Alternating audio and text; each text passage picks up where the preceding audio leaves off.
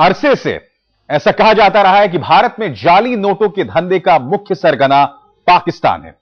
जी हां, पहली बार आज हम ठोस और निर्णायक सबूत के साथ आपको बताएंगे।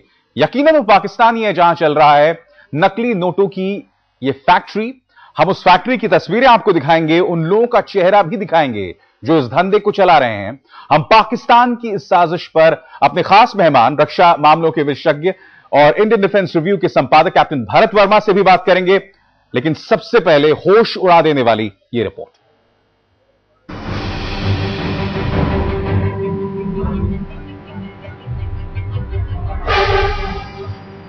गौर से देखिए ये तस्वीर पाकिस्तान के बड़े झूठ का पर्दाफाश कर रही है।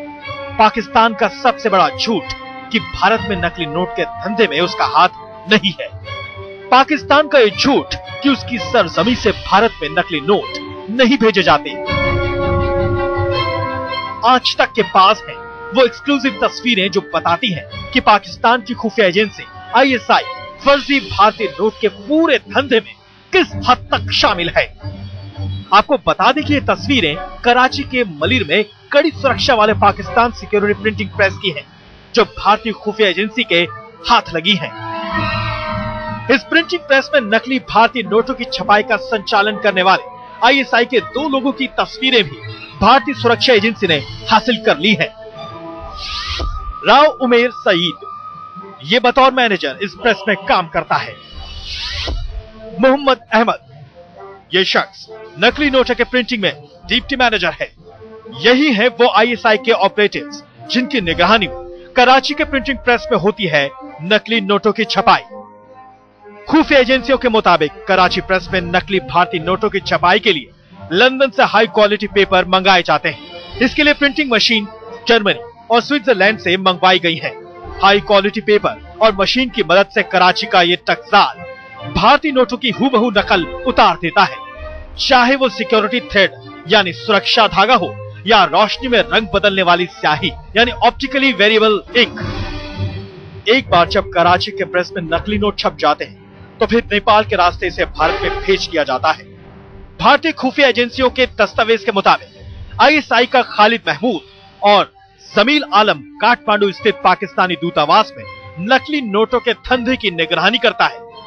बिहार के रक्सौल से सटे नेपाल का वीरगंज नकली नोटों के वितरण के अकेले सबसे बड़े केंद्र के रूप में उभरा है।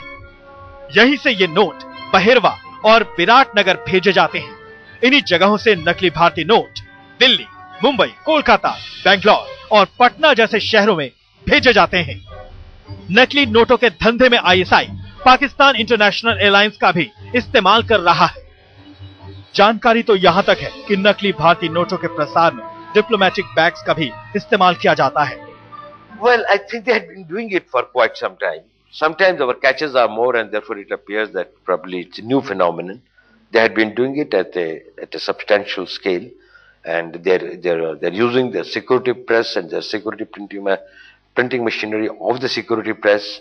They are procuring the paper from those sources from where it is supplied only to no criminal group can access that quality of paper on which the currency notes are printed. It's only the state, and that's very evident that Pakistan state is doing it.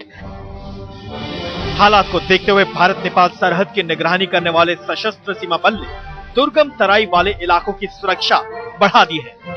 गृह सचिव स्तर की बातचीत में भारत सरकार पहले ही नेपाली एजेंसियों को नकली नोटों के काले कारोबार से निपटने के लिए ट्रेनिंग और संसाधन की पेशकश कर चुका है।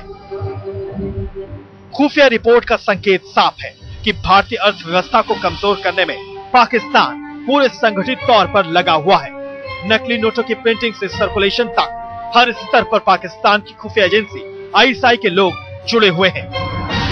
रजनीश शर्मा, दिल्ली, आज तक।